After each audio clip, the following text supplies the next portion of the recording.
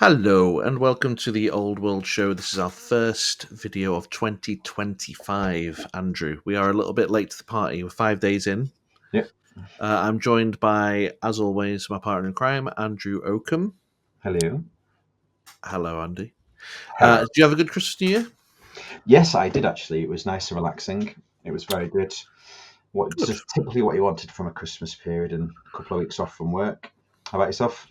Yeah, it's great. I mean, we worked all the way up until Christmas Eve, but Ooh. time for family and got to play the odd game of Toy Soldiers as well, which is nice.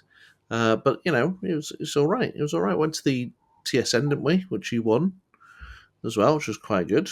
Was All that not? right. That was like a week before. That was 14th, yeah, 14th of December. It's still part of the same thing, isn't it? Still Uh, part of the same thing. December. Yeah. December, yeah, exactly. No, it was really nice, but we are going to be trying to get things a little bit more regular. I think it's fair to say we did sort of fall off towards the end of the year, didn't we? We had a Yeah. lot of things going on. Obviously, both me and you, both family men, and we've got children and wives and not jobs and everything. This is just a bit of fun, really, isn't it? But I'm looking forward to getting back onto it. Are you? I am. Yes. Yeah. Get a few more episodes out. Spread the joy. Air our thoughts. And I've no longer got that cold anymore. Oh, Five it's so weeks. good. 5 weeks. It's done. I'm not going to lie to you. I was thinking at one point that you'd sort of taken on some sort of addiction because it was like so long. It was just Yeah. every 2 seconds and sweating, and it wasn't good. I was Uh, sweating. Was it? no, I know, but it was. I don't know, it just sounded really ill. I wasn't great, was I? So if anyone ever gets that weird virusy cold thing that's going around, expect a good 5 weeks of it punching you in the face, well, nose and throat.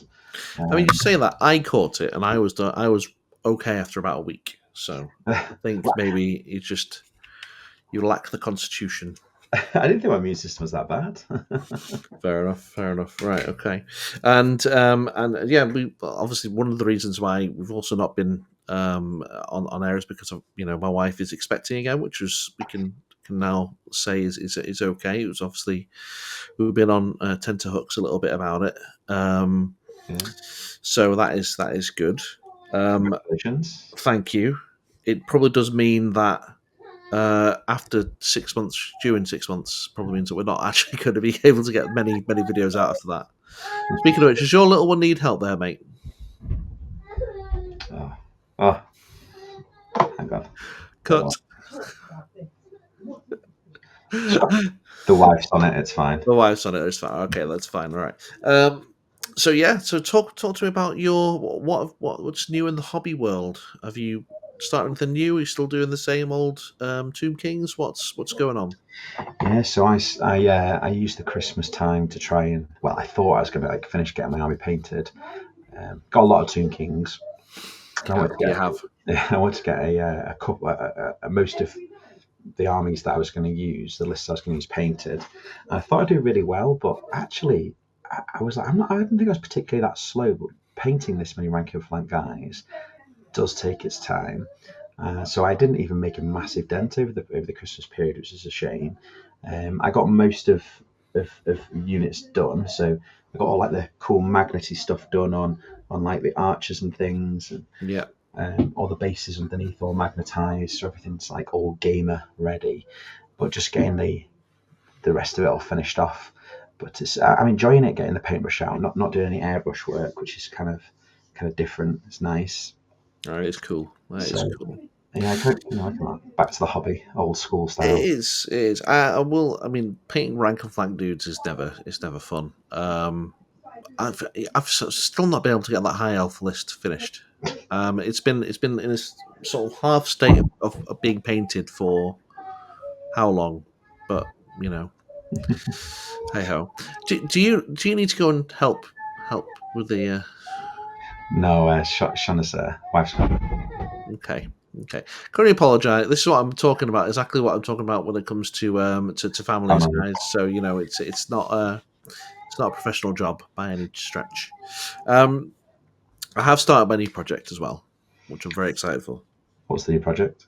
Started a Vampire Counts army.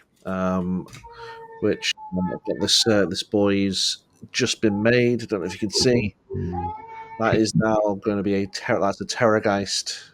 Well, not Terrorgeist, no, sorry. It's a vampire count on an Abyssal Terror. It nice. counts as, which I'm very excited for.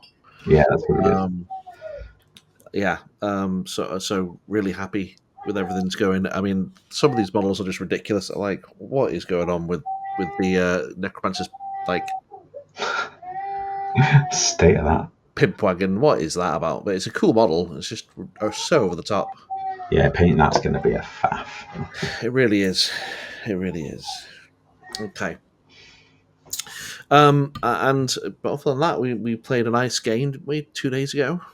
Um, Yeah, yeah. I've been trying to figure out ways for dwarves to beat Mortal Cult because I actually think unless you sort of factor in Mortuary Cult to your list building, I don't think Mortal Cult is it's a difficult matchup anyway. But I actually think it's more difficult for dwarves. I don't think dwarves they can't really shoot you. They can't unless you tech into it. They can't really catch you. Okay, Yeah. because you've got so much movements and shenanigans.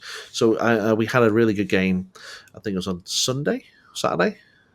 It's Sunday today, so obviously it's Saturday. Yeah, Friday. it's just Right, no, it's Friday, wasn't it? Day before. oh wow, it's all blue into one. It was one of the Yeah, days. one of the days, so trying out a combat style list, similar vein to Dowie After Dark's Richie's list, but with 5 dispel scrolls or dispel runes. Heavy. It was good though, good fun, wasn't it? Well, excuse me. It was so it's not we wanted to test the matchup because you've got a tournament coming up, haven't you? Yes, which we'll talk about. So that version of the Tomb Kings list, which we spoke about a load, haven't we? It is super strong, but I don't. It's not you don't see it. It's not atypical sort of Mortal Cult list because you get a lot of people going for the leadership bomb stuff, which is popular. Probably not as popular anymore because I think people realise it's not as reliable or maybe not as fun in some senses because you're just like. I don't really know. I think veterans quite common as well. If you get, it's quite accessible to a lot Yeah. of people. So if you have like a turn where you don't get 1 or 2 caskets off and things, the army's not doing a lot of damage. But yeah, you want to come up with a way of trying to beat this version of the list, didn't we? And you you thought as a bit of a joke was like just taking 5 dispel scrolls. It's actually really good. it was really strong. It was Yeah. really strong. It was an extra layer of something to work around with the Tomb Kings for sure. So And it had a psychological impact because at one point Andy was like, "Well, I mean, you're just going to dispel everything, so I'm not going to cast these spells." And I was like, "All right." And then later on, he was like, well, "You've not got them left." It's like, "Well, you didn't actually cast them. You said you weren't going to bother." it's funny. In my head, I played it out that I'd gone right. I'm going to cast this spell. You need to scroll. Yeah, okay. And they were like nullified. Yeah. But then when I look back at it and you went, right, I can use a scroll, it's like, you don't have any? It's like, you didn't cast the spells. It's like, oh, what? Yeah, it's fun. It's a funny game. It did turn up to be, I think, quite well. I think it was a small win for Tomb King's side. Killed about 150, 200-ish points, something like that. Very small, slow scoring game, and you'd killed about 600-ish. It was like it was like a 12-8, I think, wasn't it? It was, you killed 2, you killed the skirmishers. The cavalry, and the 2 scorpions. Yeah. You killed a grudge thrower and the longbeards. And a thing, and a runesmith, yeah. And a runesmith. Okay, so it's probably a bit more than that because that's about 800 points ish. The cheaper 900 points. Yeah. So it was a close game. It was but it was a lot closer due to those changes you made. So it wasn't as it was hard to get to grips with the dealing with the unit to make it to stop you from getting engaged because of those scrolls. To be fair, that was a bit of a pain. Mm-hmm. Yeah, no, it was cool. It was a fun old game. That was in practice for the UKT. I don't know, it's not really practice. It was and it wasn't. I've got the UKTC at the end of this month, which you're not coming to, Andy. I am going there with combat dwarves, not with fire dispel runes. I've You don't just think got that? no. I'm not. I'm taking the traditional list just to sort of give it a go. One of the things I wanted to try, which I figured out probably best place to use it was UKTC, is the build that Richie takes with the Rune of Adamant on the anvil. I've Yeah. never used that because I favoured sort of trying to spend less runes on the anvil and more runes elsewhere. But we're going to give it a go. See how it goes. I don't know how big the tournament's going to be, how many players you're going to have, but you probably don't need the firepower scroll, the five dispel scrolls for No, the majority of your games. to be honest, I mean, this is probably something that we can talk about a little bit. Is that it's actually it's about 9 players registered, which is really quite disappointing. Yeah, that's so Um, low. Yeah, why is that? I don't get why the there's just there's no traction at the UKTC tournaments for Old World, is there? It's so strange. I think we talked about this a little bit over the sort of festive break. I think the way the hobby is taken off and it's been resurrected is very, very positive. It's obviously it's huge in terms of like GW. We're not expecting it to make the sales it has done. Um, there is quite a negative feeling out there, which is quite. And I've got to be careful with what I say because it's not everybody. But so, like for example, certain pockets of the community are really really good and positive. So I really think the TSN events they sell out every week more or less. Mm. Okay, Rob's obviously ace, lovely guy, really healthy, diverse sort of environment down there. But there are other people who we interact with. I'm not going to name names because that's not what this is about. But there are other people who are so negative. They just moan about the hobby constantly. And it really does have an impact on it. And I think when it comes to events outside of TSN, nothing sells out because of that. There's always something to be moaned at rather than looking at it the way I look at it is it's an opportunity to play the hobby that I love and meet new people. Uh, it's quite hard. It's quite hard, really. It's quite hard to sort of Yeah, the put up I, with. I noticed that a lot of these tournaments they do quite small size ones, like it's in 24 players, which is I think perfectly fine for a 2-dayer. Rob's ones always sell out because I think he's got such a good community Mm, where he is, and yes. with him being the person he is, he's very popular, Hmm. charismatic. He's someone that you like to hang out with for a weekend, really. Yeah. And he's got such a good community down there that he always, like I said, sells out a lot of regular players. But then Mm, you get just loads of new ones as well coming who hear about how good those events are.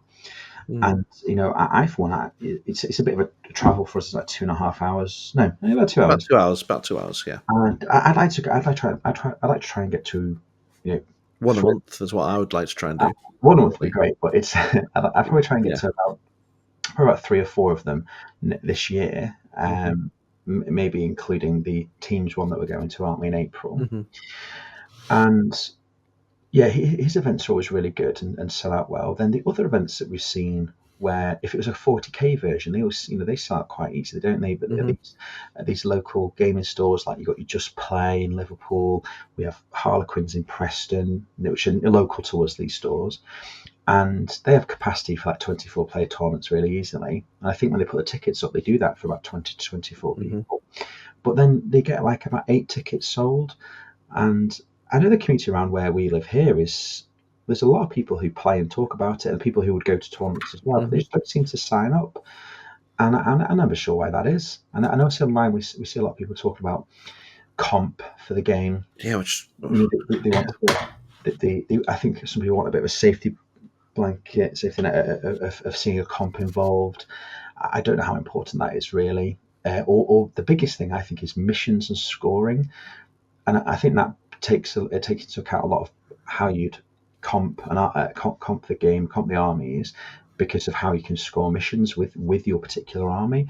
I see lots of people try lots of different things when it comes to comp, like max wizardry levels, max unit sizes, max frontages of 10 man wides, and things like that.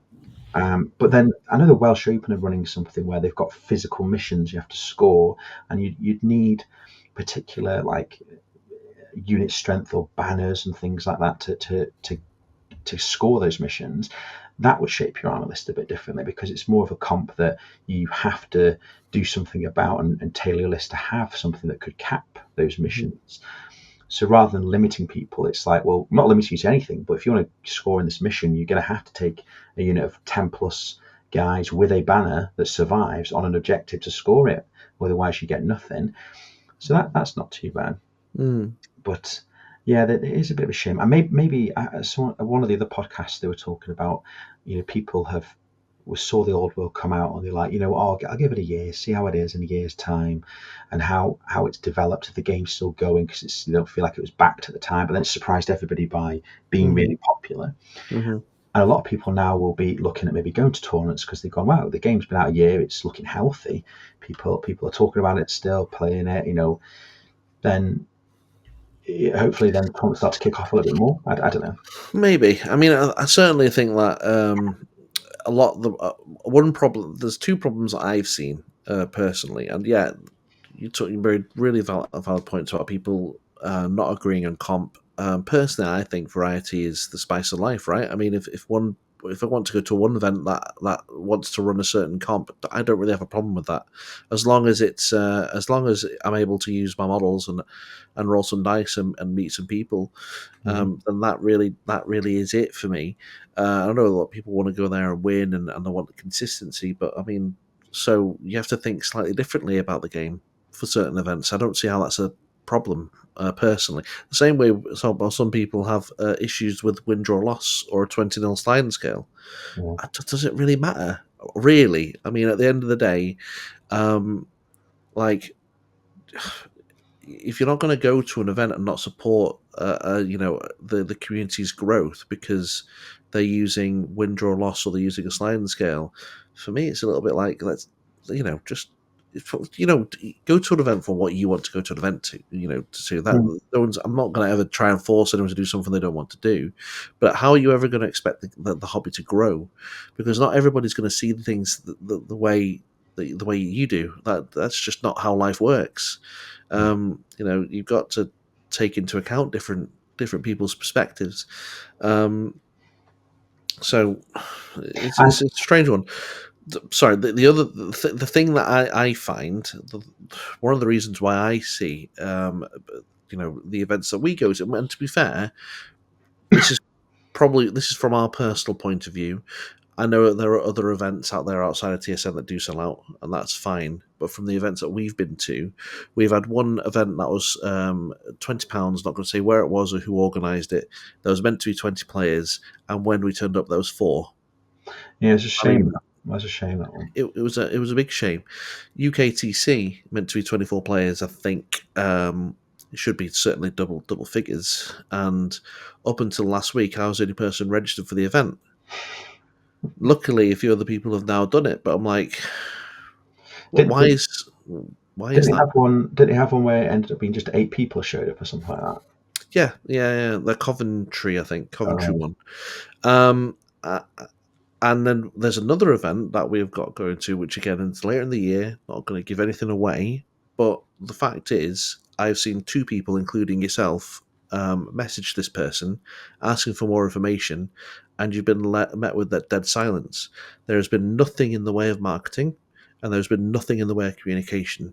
How are you expecting your event, which presumably has come at considerable investment on your behalf, if you're an organizer, how are you expecting that to sell out when you're not even interacting with the people who are going to your event? Do you know what I mean? I just don't understand. I don't get this mindset. Why aren't you marketing it? Why aren't you posting it in groups and trying to get... Yeah, exactly. Even just interacting with the people who have already, given you patronage. I don't understand that mindset, personally. But I was going to say as well, I also think a lot of stuff with tournaments, and in my mind, is that a lot of people are holding out waiting for like a big FAQ / General's Handbook sort of thing to be released from GW to sort of address, amendments and tournament packs, and then if they're going to do anything towards any comp and missions, I think a lot of people are waiting on GW's sort of response with that. So that'll be interesting if something does come out early this year, which is what people have been talking about. I don't know if rumours are true or if there's anything even actually coming out, but that'll be quite nice if that does come out soon. Yeah, I mean, I just don't think you should pin your hopes on that. I mean, 40k is infinitely, well, not infinitely, but it's obviously much bigger, much better developed, and much more supported than competitive scale. And even though there is a roadmap that says when the balanced data slate's meant to be coming out and all that kind of stuff, GW never get it out on time, ever. Mhm. So, I mean, this is still, despite the fact that it's taken everyone by surprise, and despite the fact that it's very successful, it's still a niche part of a niche hobby, if that makes sense. It's the niche of the niche. So I really, if that's what people it is, in my mind, the reason why events don't sell out is because, like I said, lack of communication and marketing, which is only on the TO's fault, right? That's on the TO's head. But also, players will have this mindset where it's like, I'm not going to buy this ticket because I want to see how popular it is, right? And Yeah. then the tickets never sell out because everybody's got this mindset, and then it's like a self-fulfilling prophecy.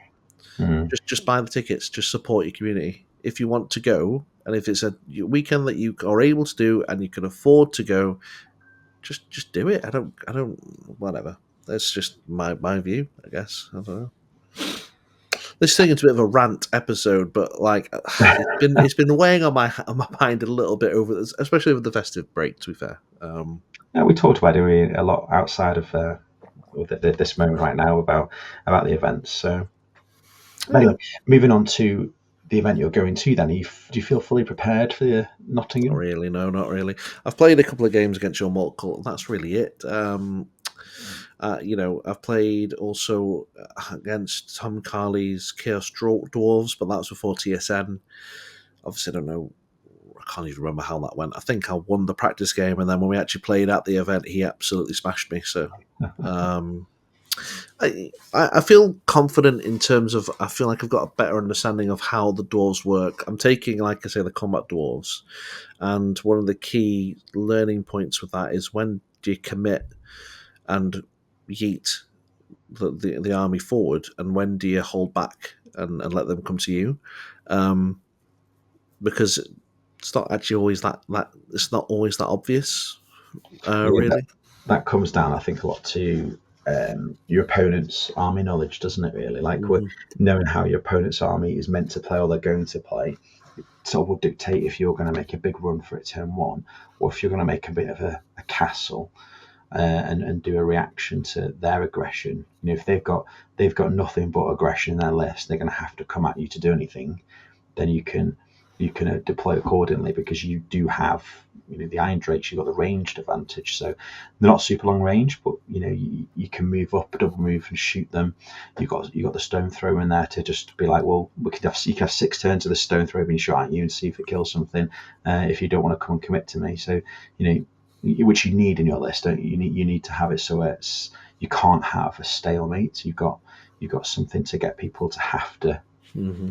have to make a move, Hmm. or come into range with their range attacks, meaning that you could then double move your Iron Drakes to be able to shoot them. And it's like, oh, they're getting too close, and then you can do your thing where you flee behind your Longbeards. So yeah, I do like that dwarf list. It's very solid.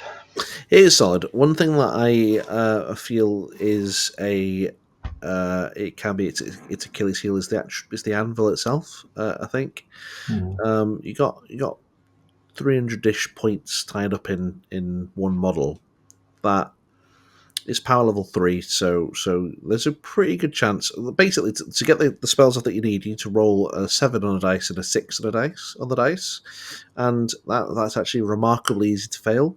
And if you fail both spells that you need, which is the movement and the save spell, that anvil becomes basically just it's a paperweight. It doesn't Yeah. do anything.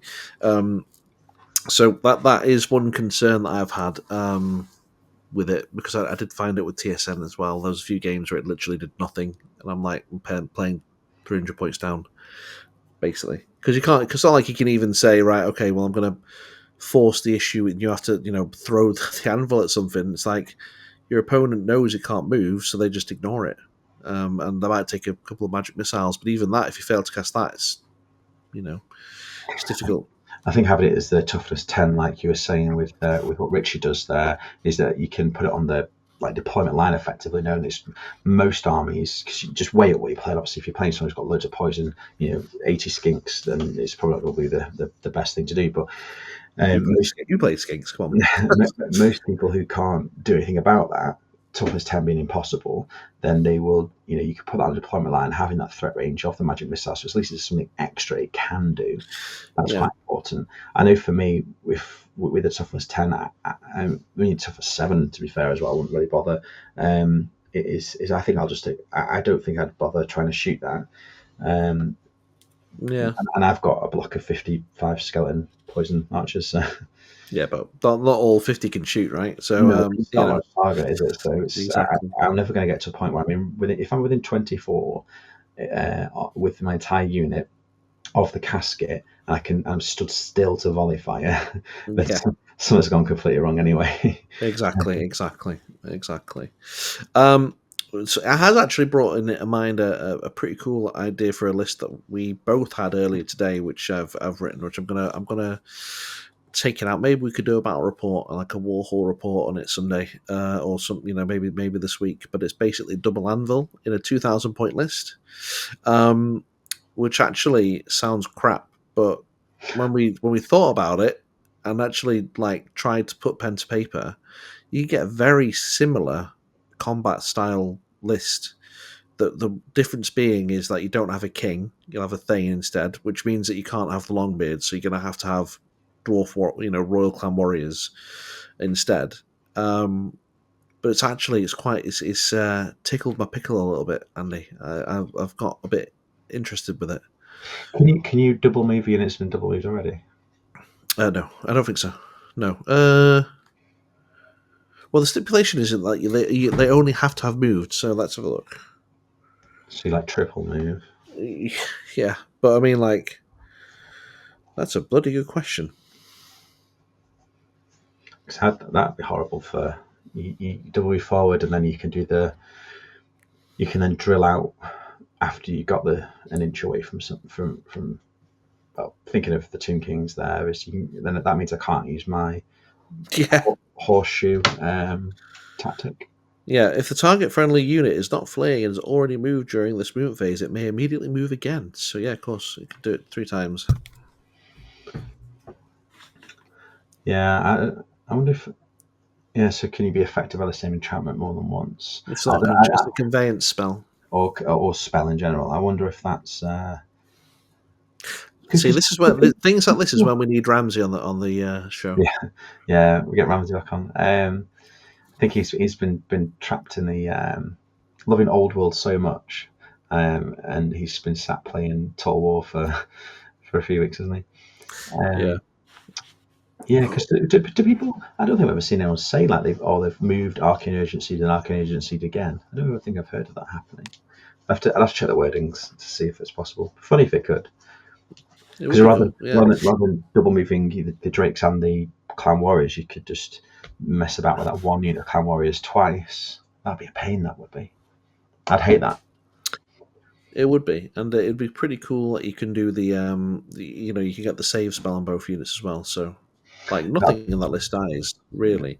A few downsides to it is that you can't get the runes that you want to. The Thane is obviously, it doesn't hit as hard as the King. Yeah, so if you're Thane rather than King, you still get the smiting and the preservation or whatever it is, isn't it? But you just don't get the beefy body and then the ability to take Longbeards as core. So you got the Clan Warriors. You lose an attack as well. Attack. Yeah, and you don't get 5 Dispel Scrolls. You only get 3 again. Yeah. But you get 2 level 3 Dispellers if they come within 24. Oh yeah, to can spread them apart, can't you, a bit? Yeah. So it's an interesting idea. I mean, it might not work, but we'll do a report and see if it does work. And I'll just not play with Tomb Kings. Well, whatever. You play with whatever you want, chicken. It's fine. We can play. We'll Um, try against the Tomb Kings to see what it's like. But I've got another list another army that I want to be playing as well. Bretts. Yeah, going back to my Bretts again. Yeah, yeah. Go on then, run us through this idea that you've got, because I, it's a little idea that I've been thinking of as well. it's not a solid locked in army idea, but it's just it's just Bretts. I'd probably go now. I won't go exiles. I think I'd try it as normal, just to get the Get blessing. that lovely blessing, yeah. And then I'd go Temper Duke with Ogre Blade.